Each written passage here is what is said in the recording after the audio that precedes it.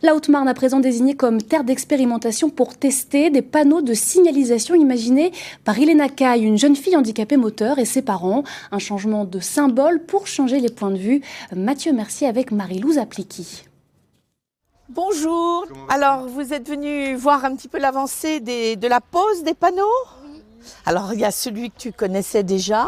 Depuis le 23 février, la mairie de Nogent est devenue le premier endroit public de pose d'un panneau de signalisation du handicap original, une expérimentation.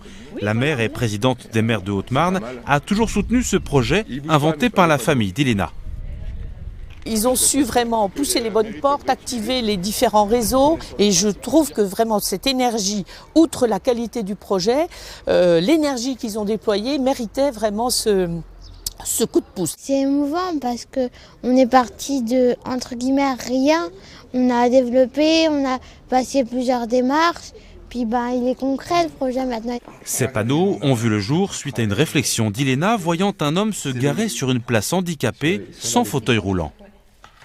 Et maman et papa m'ont expliqué qu'il y avait d'autres handicaps, dont 80% qui sont des handicaps invisibles. Donc pendant la Covid, nous avons réfléchi au projet et on l'a développé. Des panneaux imaginés ici dans le bureau du papa d'Iléna, graphiste de profession, fruit de nombreux échanges avec sa fille. On crée tout par nous-mêmes en fait, c'est-à-dire que ça passe des maquettes, des fichiers d'impression, etc., jusqu'au catalogue. Les photos, etc. sont faites par nous.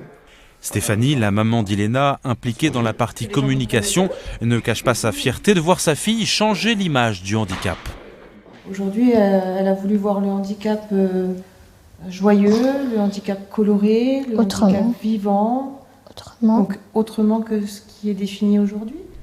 Une centaine de ces panneaux sont disposés en Haute-Marne, seul département autorisé pendant cette expérimentation, mais les commandes affluent de toute la France dans le secteur privé.